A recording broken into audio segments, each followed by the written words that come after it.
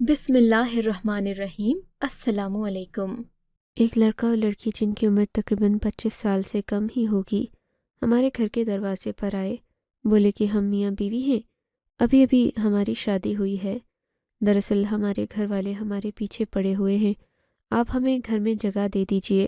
آج کی رات آپ ہمیں اپنے گھر میں پناہ دے دیں، صبح ہم لوگ واپس چلے جائیں گے۔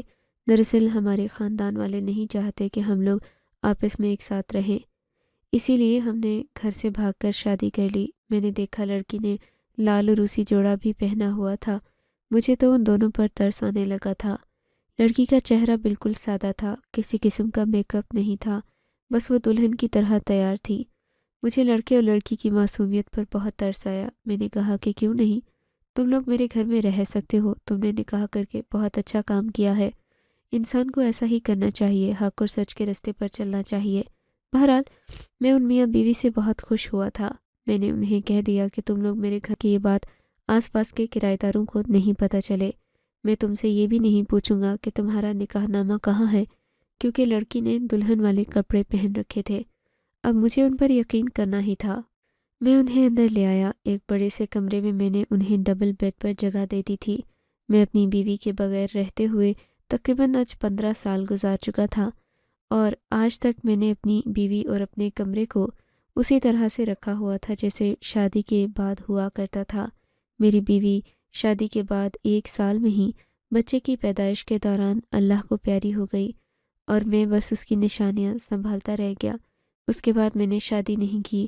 آج جب میں نے ان لوگوں کو دیکھا تو مجھے احساس ہوا کہ شادی ایک خوبصورت بندھن ہے، اسی لیے میں نے انہیں اپنے کمرے میں رہنے کی جگہ دے دی۔ مجھے کسی بات سے کوئی غرض نہیں تھی، بس میں ان دونوں کو خوش دیکھنا چاہتا تھا۔ تبھی کچھ ہی دیر گزری ہوگی کہ مجھے کمرے سے آوازیں آنے لگیں۔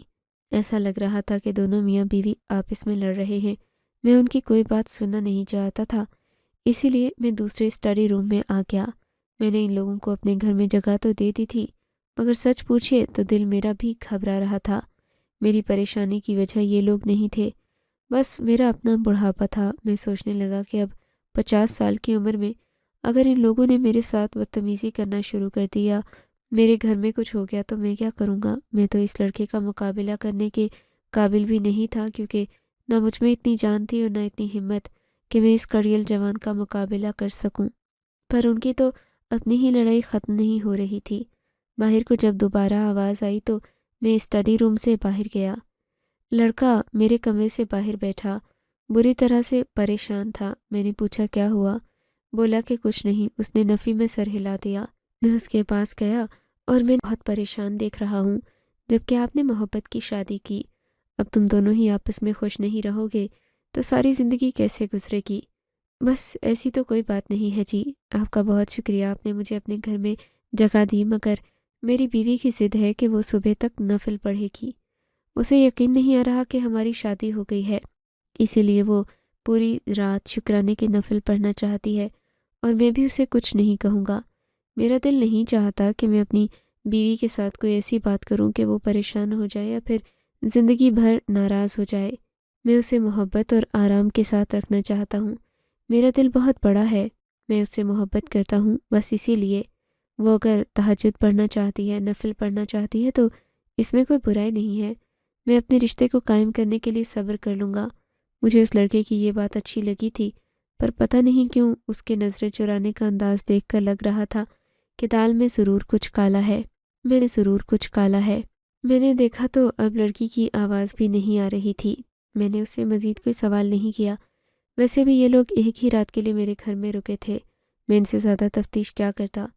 میں نے سوچا کہ میں صبح اٹھ کر ان لوگوں سے پوچھ گچھ ضرور کر لوں گا، اور ویسے بھی گھر سے تو یہ لوگ چلے ہی جائیں گے، تو میں ان کے ساتھ بات کر کے خواہ اپنا دماغ کیوں خراب کروں۔ میں آ کر اپنے کمرے میں سو گیا۔ گھر میں اتنی کوئی قیمتی چیز تھی نہیں جس کی مجھے فکر ہوتی۔ صبح کے 7-8 بجے جب میری آنکھ کھلی تو میں نے سوچا کہ لڑکے لڑکی کا حال تو دیکھ لوں، مگر جیسے ہی میں اپنے کمرے سے باہر نکلا میں نے دیکھا کہ کمرے کا دروازہ کھلا ہوا تھا، یعنی جس کمرے میں میں نے ان میاں بیوی کو جگہ دی تھی اس کمرے کا دروازہ کھلا ہوا تھا۔ یہ لوگ مجھے کہیں بھی نظر نہیں آ رہے تھے۔ میں حیران ہونے لگا، ایسا ہونا تو نہیں چاہیے تھا۔ میں فوراً کمرے میں گیا۔ یہ دیکھ کر میری تو حیرت کی انتہا نہ رہی کہ وہ لڑکی ابھی تک سجدے میں تھی۔ مجھے اسے سجدے میں دیکھ کر بہت عجیب لگ رہا تھا، کیونکہ اس لڑکے نے بتایا تھا کہ وہ رات کو نفل پڑھ رہی ہے، عبادت کرے گی۔ جس انداز سے وہ لڑکی سجدے میں پڑی تھی، ایسا لگتا تھا کہ کوئی بے جان موم کی گڑیا ہو۔ میں اسے دیکھتا ہی رہ گیا تھا، کیونکہ مجھے وہ بہت غیر انسانی سی محسوس ہو رہی تھی۔ ایسا لگ رہا تھا جیسے کوئی پلاسٹک کی گڑیا ہو۔ میں نے اسے آواز دی، بیٹی میری بات سنو، مگر اس نے کوئی جواب نہیں دیا۔ اس کا سجدہ غیر معمولی طور پر لمبا تھا، بالآخر مجھے اسے جھنجھوڑنا پڑا۔ جیسے ہی میں نے اسے ہاتھ لگایا تو وہ کسی بے جان پتے کی طرح دوسری طرف لڑک گئی تھی اور بالکل بے جان تھی۔ اس کا وجود زمین پر گر چکا تھا۔ میں اسے غور سے دیکھنے لگا۔ اس کی روح تو اس کے جسم سے ہی پرواز کر چکی تھی۔ مجھے بڑی حیرت ہوئی اس لڑکے پر جو کہ اسے چھوڑ کر یہاں سے جا چکا تھا۔ ابھی میں یہ سب کچھ دیکھ ہی رہا تھا کہ گھر کو ڈبل روٹی لیے کھڑا تھا۔ اسے دیکھ کر میں نے تیوری چڑھا دی۔ یہ کیا بات ہے لڑکے، تمہاری بیوی مر گئی کیا؟ میں نے بے حسی سے اس سے سوال کیا تھا، کیونکہ مجھے تو یہ ساری کہانی ہی عجیب لگ رہی تھی۔ ایسا کیوں کہہ رہے ہیں آپ؟ میری بیوی تو زندہ ہے۔ اتنا کہہ کر وہ کمرے کی طرف بڑھا۔ اپنی بیوی کی لاش دیکھ کر اس کے تو ہوش و حواس اڑ گئے تھے۔ اسے آپ نے قتل کیا ہے کیا؟ سچ سچ بتا دو۔ وہ میرا گریبان پکڑنے ہی لگا تھا کہ میں نے ایک زوردار تمانچہ اس کے منہ پر رسید کر دیا اور اس کی آنکھوں میں آنکھیں ڈال کر کہا، شرم نہیں آتی کمظرف آدمی، کمینے اور گھٹیا۔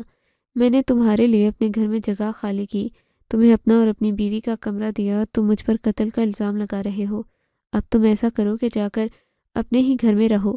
اور ہاں، تمہاری بیوی فوت ہو گئی ہے، مجھے اس بات کا بہت دکھ ہے، لیکن تم مجھ پر اس بات کا الزام نہیں لگا سکتے۔ میری بات کو نہ سنتے ہوئے نظر انداز کرتا وہ آدمی میرے کمرے سے نکلا اور باہر کی طرف بھاگا تھا۔ شاید اب وہ لوگوں کو اکٹھا کر کے تماشا لگانا چاہتا تھا، مگر میں اس تماشے کے حق میں تو بالکل بھی نہیں تھا۔ میں بھی اسٹڈی روم تک آ گیا۔ میں نے دیکھا وہ لڑکا ایمبولینس بلا رہا تھا۔ میری بیوی فوت نہیں ہوئی، میری بیوی زندہ ہے۔ وہ ایسے مجھے چھوڑ کر نہیں جا سکتی۔ ابھی تو ہم نے اپنی زندگی کا آغاز بھی نہیں کیا تھا۔ وہ لڑکا زاروں قطار روتا ایمبولینس کو کال کر رہا تھا۔ 10 منٹ کے بعد ایمبولینس ہمارے گھر کے باہر تھی، مگر مجھے اس لڑکے پر ترس آ رہا تھا۔ میں جان گیا تھا کہ وہ لڑکی اب اپنی زندگی سے تو ہاتھ دھو ہی بیٹھی ہے۔ پتہ نہیں اب یہ لڑکا کیا ثابت کرنا چاہتا ہے۔ ایمبولینس آئی تو اس نے اس لڑکی کو فوراً ایمبولینس میں ڈال دیا۔ بولا کہ میں جا کر اپنی بیوی کو چیک کرواؤں گا، ضرور کوئی نہ کوئی مسئلہ ہو کیا ہوگا، یہ مجھے اتنی جلدی چھوڑ کر نہیں جا سکتی۔ مگر ایمبولینس کے اسٹاف نے صاف کہہ دیا کہ بھئی تمہاری بیوی تو مر چکی ہے، اب اسے دفنانے کا وقت ہے، تم اسے ہسپتال لے جا کر کیا کرو گے؟ بس یہ سننا تھا کہ ماجد میاں زور زور سے رونے لگا، دھاڑے مار مار کر روتا، لوگوں کو اکٹھا کرتا گیا تھا۔ جس کو بھی پتہ چل رہا تھا کہ ماجد کی بیوی مر چکی ہے، سبھی بیچارے افسوس ہی کر رہے تھے۔ ماجد کو سب لوگ تسلیاں دینے لگے۔ پھر ماجد نے جو لوگوں سے بات کہی تھی وہ بڑی عجیب سی تھی، بس اپنی بیوی کو میں اپنے ہاتھوں سے دفناؤں گا۔ ماجد نے یہ کہتے کمرے سے جا کر اپنی بیوی پر ایک سفید رنگ کی چادر ڈال دی تھی۔ کیا تم اسے عروسی جوڑے میں ہی دفناؤ گے؟ ہاں تو اور کیا، یہی میری آخری خواہش ہے اور آپ لوگ اسے پورا کر دیں۔ ماجد کا رونا دھونا سن کر محلے والے ویسے ہی پریشان ہو چکے تھے۔ سب لوگ مجھ سے پوچھ رہے تھے کہ یہ لڑکا کون ہے، تمہارے گھر میں کب آیا، کب سے رہ رہا ہے۔ میں انہیں کیا بتاتا کہ مجھے تو اسے پناہ دیے ہوئے ابھی ایک دن کا وقت بھی نہیں گزرا اور یہ سب کچھ ہو گیا ہے۔ محلے والے بھی اس کے معاملے میں نہیں پڑنا چاہتا تھا، اور ویسے بھی جب وہ اپنی بیوی کو اسی طریقے سے دفنانا چاہتا تھا تو ہم کیسے منع کر سکتے تھے؟ ہم تو صرف محلے دار ہی تھے، ہمدردی ہی کر سکتے تھے۔ کچھ لوگوں نے ماجد کو سمجھانے کی کوشش کی کہ بیوی کو عروسی جوڑے میں تم مت دفناؤ، مگر وہ بضد تھا کہ وہ ایسا ہی کرے گا، کیونکہ اس کی بیوی کے پاس اور کوئی کپڑا نہیں تھا۔ یہ پہلا لباس تھا جو اس نے اس کے سامنے پہنا تھا، ورنہ اس سے پہلے تو وہ برقعے میں آیا کرتی تھی۔ ماجد اپنی شادی سے پہلے کے دن یاد کر کر کے زاروں قطار رو رہا تھا۔ کسی کی سمجھ میں نہیں آ رہا تھا کہ وہ ماجد کو کیسے چپ کروائیں، مگر پھر وہ واقعہ ہوا جس نے سبھی کی توجہ اپنی طرف کھینچ لی تھی۔ پہلے جو لوگ ماجد کو ہمدردی کر رہے تھے اب اسے ہی شک کی نظر سے دیکھنے لگے تھے، حالانکہ میں اچھے طریقے سے جانتا تھا کہ ماجد اس سب میں شامل نہیں ہے، نہ ہی ملوث ہے، نہ ہی اس نے اپنی بیوی کا قتل کیا۔ یہ لوگ تو کسی طریقے سے بھی نہیں کہہ سکتے تھے کہ ماجد کوئی مجرم ہے، مگر بس پھر ایک ایسا واقعہ ہوا جس نے سبھی کو شک میں ڈال دیا۔ ماجد کی بیوی کا جنازہ جیسے ہی چارپائی پر اٹھا کر باہر لے جانے لگے، ہمیں ایک کتے کے بھونکنے کی آواز آئی تھی۔ یہ آواز آئی تو مجھے بھی تھی، مگر میں تو ظاہر ہے ایک بوڑھا آدمی تھا، ان چھوٹی موٹی چیزوں سے نہ ہی متاثر ہوتا تھا نہ ہی ڈرتا تھا، لیکن کتے کی آواز عجیب سی تھی، ایسا لگ رہا تھا کہ کوئی کتا رو رہا ہو۔ میں نے سوچا کہ ایسے ہنگامے والے گھر میں کتے کا کیا کام ہے؟ کتے بھونکنے تو اس وقت آتے ہیں جب کہ کوئی پریشانی کی بات ہو یا پھر کوئی اور ماتم بچھا ہو۔ میں نے دیکھا کہ عجیب سے کپڑوں میں 3-4 آدمی بھی گلی میں گھوم رہے تھے۔ میں نے انہیں بھی دیکھنے کی کوشش کی، سلام دعا بھی کرنے کی کوشش کی، مگر وہ بہت سرد رویہ رکھے ہوئے تھے۔ میں نے دیکھا تھا کہ ان کی نظریں دیدے پھاڑ پھاڑ کر پورے محلے کو دیکھ رہی تھیں۔ میں تو ان آدمیوں کو سمجھ بھی نہیں پایا تھا، ان سے بات چیت بھی کی، مگر ان کا رویہ بہت مختلف قسم کا تھا۔ لگتا تھا کہ یہ لوگ آج سے پہلے اس محلے میں کبھی بھی نہیں آئے۔ پھر وہ میری نظروں سے اوجھل ہو گئے۔ ماجد کی بیوی کا جنازہ تیار ہو چکا تھا۔ ہم لوگ سب قبرستان کی طرف چل پڑے تھے۔ وہ آدمی جنہیں میں نے اپنی گلی میں گھومتے پھرتے دیکھا تھا کہیں غائب ہو چکے تھے۔ البتہ ایک چیز جو تھی، کتے کی آواز، اور وہ مسلسل میرے کانوں میں پڑ رہی تھی۔ ماجد کی بیوی کے جنازے میں ماجد کی آنکھیں رو رو کر لال ہو چکی تھیں۔ اس کی پریشانی بتا رہی تھی کہ اسے کوئی بہت بڑی فکر لاحق ہے۔ ظاہر ہے یہ غم تھوڑا تو نہیں ہوتا، اس نے اپنے گھر والوں سے دور جا کر ایک ایسی لڑکی سے شادی کی تھی جسے وہ جانتا بھی نہیں تھا، اور اب وہ بھی اس سے دور چلی گئی تھی۔ ظاہر ہے اس کے لیے یہ کوئی معمولی بات نہیں تھی، وہ بھی ایک جوان لڑکا جس نے اپنے رہا تھا۔ پتہ نہیں اس کے ذہن میں کیا کیا چل رہا تھا، مگر اس کی پریشانی دیکھنے والی تھی۔ خیر پتہ نہیں کب قبرستان آ گیا۔ میں نے دیکھا تو کتے کی آواز اب بھی ہمارے پیچھے پیچھے تھی۔ جنازے میں سب سے پیچھے تھا، باقی لوگوں نے جنازے کو کندھا دے رکھا تھا اور میں پیچھے تھا۔ مجھے تو یہ بھی نہیں یاد کہ ماجد کی بیوی کی نماز جنازہ کیسے پڑھی گئی۔ میں تو بس پیچھے تھا اور ان سب لوگوں کو دیکھ رہا تھا جنہوں نے اتنے اچھے سے اس معصوم سے لڑکے کا غم بانٹا تھا۔ بہرحال پھر میں نے دیکھا تو قبر کھودی جا رہی تھی۔ قبر میں جیسے ہی ماجد کی بیوی کو اتارا گیا، کتے کے بھونکنے کی آواز تیز ہو گئی تھی۔ مجھے لگا کہ شاید کتا بہت سارے لوگوں کو دیکھ کر گھبرا رہا ہے، اسی لیے ایسی حرکتیں کر رہا ہے۔ کتے کی طرف نظر پڑی تو میری حیرت کی انتہا نہ رہی تھی۔ کتے کا قد انسان سے تھوڑا سا ہی کم ہوگا، جبکہ وہ بہت خوفناک لگ رہا تھا۔ اس کتے کو دیکھ کر کوئی بھی نہیں کہہ سکتا تھا کہ اسے روکنے کی جرأت کسی میں ہوگی، مگر کتے کی بھی ایک نفسیات ہوتی ہے، بھاگنے والوں کے پیچھے وہ مزید تیز بھاگتا ہے۔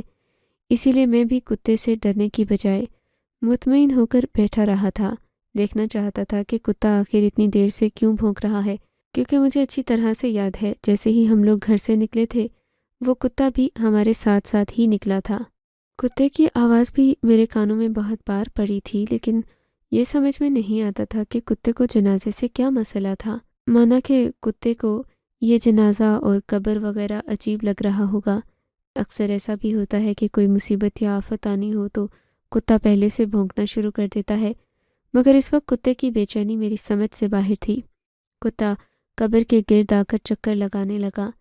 اب سب لوگوں کی نظریں اسی کتے پر تھیں، کیونکہ قبر کے ساتھ ہی کھڑے ہو کر سب لوگ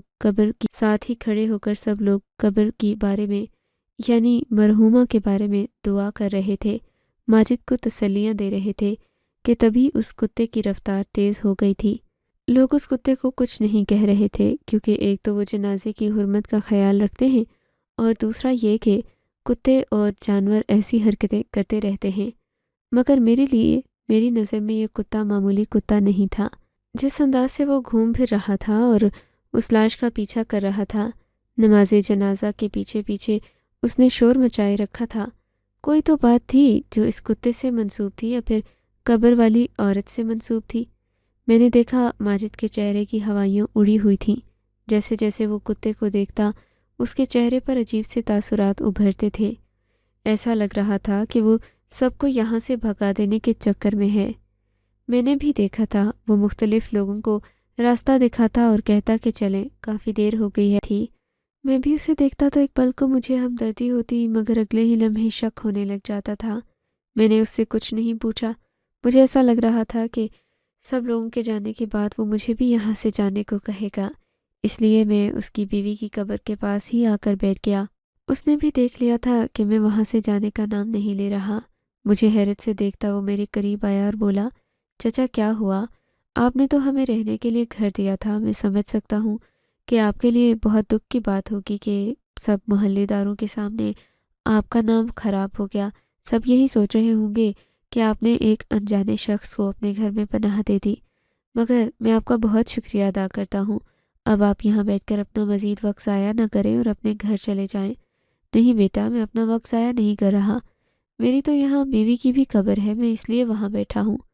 آج تمہاری بیوی کی فوتگی پر مجھے اپنی بیگم یاد آ گئی ہے، بس اسی لیے یہاں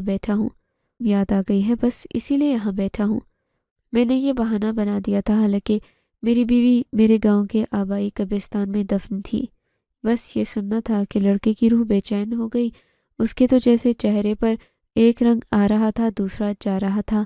وہ کتا جو تھوڑی دیر پہلے ہی ہمارے پاس منڈلا رہا تھا، اب قبر کے پاس آ کر بیٹھ گیا تھا۔ کتے کو دیکھ کر لڑکے کی بھی جان جا رہی تھی۔ کتا مٹی کو کھودنے لگا تھا، ایک تو وہ ساتھ ساتھ بھونکے جا رہا تھا، دوسرا وہ اپنے پنجوں سے مٹی کو بھی کھود رہا تھا۔ مجھے اس کتے کو دیکھ کر شک ہونے لگا۔ میں نے اس لڑکے کی طرف دیکھا تو وہ نظریں چرانے لگا، پھر میری طرف دیکھ کر بولا، پتہ نہیں میری بیوی سے کیا گناہ ہو گیا جی، دیکھیں تو صحیح کہ کتا میری بیوی کی قبر کھود رہا ہے۔ یہ کتا کیا تمہاری بیوی کے ساتھ رہتا تھا؟ میرا مطلب کیا تم لوگوں کا یہ پالتو کتا ہے؟ نہیں جی، میں تو اس کتے کو جانتا بھی نہیں ہوں، یہ انجانا سا کتا ہے، میں نے پہلی بار دیکھا ہے، اور پتہ نہیں کب سے پیچھے پیچھے آ رہا ہے۔ میں تو اسے کچھ کہہ بھی نہیں سکتا، جانور ہے، کیا پتہ میرے پیچھے ہی پڑ جائے۔ تو پھر ہو سکتا ہے کہ یہ تمہاری بیوی کے گناہوں کا نتیجہ ہو۔ میں نے اندھیرے میں تیر چلایا تو وہ لڑکا بھی اپنے ہوش و حواس کھو بیٹھا تھا، اس کے تو ہاتھ پاؤں پھول گئے۔ آپ بالکل صحیح کہہ رہے ہیں، تو ہمیں کیا کرنا چاہیے؟ اب میں اپنی بیوی کے لیے کوئی صدقہ کروں؟ یہ سب کہتے ہوئے اس کی نظریں قبر پر ہی تھیں، وہ مسلسل اس کتے کو ہی دیکھ رہا تھا جس کی وجہ سے وہ پریشان تھا۔ کسی صورت بھی لڑکا مجھ پر راز عیاں نہیں کرنا چاہتا تھا، مگر میں نے بھی بال دھوپ میں سفید نہیں کیے تھے۔ میں وہیں بیٹھا ہی رہ گیا۔ کیا بات ہے بیٹا، تم جا کیوں نہیں رہے؟ اب تو تمہاری بیوی کی تدفین بھی ہو گئی ہے، تمہیں جا کر آرام کرنا چاہیے۔ نہیں چچا، میں آرام کیسے کر سکتا؟ چینی ہی رہے گی، پتہ نہیں یہ یہاں کیوں بیٹھا ہے، آخر پتہ چلنا چاہیے۔ میں اس کی بے چینی سمجھ گیا تھا۔ چلو میں تمہاری اس بے چینی کا بھی حل نکال لیتا ہوں۔ کیا حل نکالیں گے آپ؟ اس نے مجھ سے سوال کیا تو میں نے اسے مسجد تک آنے کا کہا تھا۔ مسجد میں چل کر اس کا حل نکال سکتے ہیں، تم خواہ اپنے ذہن پر زور مت ڈالو۔ میں نے اسے بظاہر تو پرسکون کرنے کی کوشش کی تھی، مگر اصل بات تو یہ تھی کہ اب مجھے بھی اس پر شک ہو رہا تھا۔ میں نے اسے کہا کہ ہمیں چل کر مولوی صاحب سے ہی اس مسئلے کا حل پوچھنا ہے، کیونکہ وہ ایسے مسائل سے واقف ہی نہیں ہوتے، بلکہ اس کا حل بھی تلاش کر کے تمہیں دے دیں گے، کیونکہ یہ کوئی معمولی بات نہیں کہ ایک کتا کافی دیر سے بھونک بھی رہا ہے اور تمہاری ہی بیوی کی قبر کھودنے کی کوشش کر رہا ہے۔ اگر ہم اس خونخوار کتے کو ہٹانے کی کوشش بھی کریں گے تو ہو سکتا ہے کہ ہم پر ہی کوئی مصیبت آ جائے۔ کیا پتہ اگر یہ قبر کا مقرر کردہ کتا ہو اور ہم اسے قدرت کے خلاف جا کر ہٹانے کی کوشش کریں تو ہمارے ساتھ کچھ برا ہو جائے۔ جی آپ بالکل صحیح کہتے ہیں، لڑکا میری ہاں میں ہاں ملانے لگ گیا۔ ہم لوگ ابھی مولوی صاحب کے پاس جانے ہی لگے تھے کہ تیز قسم کے سائرن کی آواز ہمارے کانوں سے ٹکرانے لگی تھی۔ مولوی صاحب تک جانے کی تو نوبت ہی نہیں آئی۔ جس سچ نے انسان کے سامنے آنا ہوتا ہے وہ آ کر ہی رہتا ہے۔ مولوی صاحب کے پاس ہم جاتے تو وہ کہتے کہ قبر کو کھودو، قبر کشائی ہونی چاہیے وغیرہ وغیرہ، مگر ابھی جو کچھ ہو رہا تھا وہ بڑا ہی ناقابل یقین تھا۔ سائرن کی آواز جیسے پولیس کی گاڑی کی تھی۔ یہ آواز سننا تھی کہ وہ لڑکا بے چین ہو گیا اور ایسے قبرستان سے بھاگا کہ پتہ ہی نہیں چلا۔ لیکن پولیس بھی تو بلا وجہ انسان کا پیچھا نہیں کرتی۔ پولیس نے بھاگتے ہوئے لڑکے کو یکدم پکڑ لیا تھا۔ ایک کانسٹیبل پھرتیلا تھا، اس نے لڑکے کو قبرستان سے نکلتے دیکھا تو اسے پکڑ لیا۔ اسے تفتیش کرنے لگے کہ تم اگر سچ نہیں بتاؤ گے تو ہم خود یہ قبر کھود کر سچ نکال لیں گے۔ لڑکا کسی طور سچ بتانے کو تیار نہیں تھا۔ بالآخر پولیس کی موجودگی میں قبر کو کھولا گیا تھا۔ یہ لڑکی جس کو یہ شخص اپنی بیوی بتا رہا تھا، اس کی بیوی نہیں تھی، کیونکہ نہ ہی ان کا نکاح ہوا تھا، نہ کسی کے پاس اس نکاح کے گواہ موجود تھے۔ لڑکے نے خود بھی تسلیم کر لیا کہ لڑکی میری بیوی نہیں ہے، بلکہ میرے ساتھ کام کرتی ہے، میری کلیگ ہے۔ اس بات نے سبھی کو ورطۂ حیرت میں ڈال دیا تھا۔ کوئی لڑکا اتنی بڑا جھوٹ کیسے بول سکتا ہے اور لڑکی اس کے ساتھ کیوں کر رہے گی؟ تبھی اس کتے نے مزید تیز تیز بھونکنا شروع کر دیا۔ بالآخر پولیس نے قبر کھودنا شروع کر دی۔ لیڈی پولیس انسپکٹر نے جب لاش بندھے بہت سارے سونے کے زیورات برآمد ہوئے، اور یہ وہی سونے کے زیورات تھے جن کے چور کے بارے میں پتہ لگانے کے لیے ان کھوجی کتوں کا استعمال کیا جا رہا تھا۔ کھوجی کتوں نے اپنا کام پورا کر دیا تھا اور ساتھ ہی ساتھ اس لڑکے کی حقیقت کو بھی سب کے سامنے رکھ دیا تھا۔ مگر قصور صرف لڑکی کا ہی نہیں تھا۔ اس نے جو بات بتائی تھی وہ بڑی حیران کر دینے والی تھی، بلکہ ہمارے تو حواس ہی باختہ ہو گئے۔ لڑکے نے بتایا کہ میں اور سعدیہ ایک ساتھ ہی کام کرتے تھے اور ہمارا کام لوگوں کی جیبیں کاٹنا تھا۔ ہم نے آج جس کی چوری کی تھی اس کے پاس ڈھیر سارا سونا تھا۔ ہم لوگ جب چوری کر کے بھاگ رہے تھے تو پولیس ہمارے پیچھے ہو لی۔ بالآخر ہم لوگوں نے پولیس سے بچنے کے لیے شادی کا ناٹک کیا اور آپ کے پاس آ گئے۔ آپ جیسا شریف آدمی ہمیں اپنے گھر نہ رکھتا اگر ہم شادی شدہ ہونے کا ناٹک نہ کرتے۔ سعدیہ نے ہلکا سا چمکیلا جوڑا بھی لے لیا تھا تاکہ آپ کو متاثر کر سکے۔ میری اور سعدیہ کی لڑائی بھی زیور پر ہی تھی۔ میں نے اس سے کہا تھا کہ سارا زیور نکالو، مجھے بھی اس زیور سے حصہ چاہیے۔ اس نے ایسا کرنے سے انکار کر دیا۔ میں مجبور تھا، وہ لڑکی تھی، اس کے ساتھ زبردستی نہیں کر سکتا تھا۔ سعدیہ کی موت خود ہی ہوئی ہے، میں نے اسے نہیں مارا۔ ایک اور انکشاف کرنے کے بعد پولیس نے لڑکے کو دھر لیا اور اسے قبرستان سے سیدھا، کیونکہ ایسے لوگوں کا اور کوئی علاج نہیں ہوتا۔ مجھے بہت حیرت ہوئی کہ میں اتنی ساری عمر ہونے کے باوجود بھی ایک 24-25 سالہ لڑکے اور لڑکی سے دھوکہ کھا گیا۔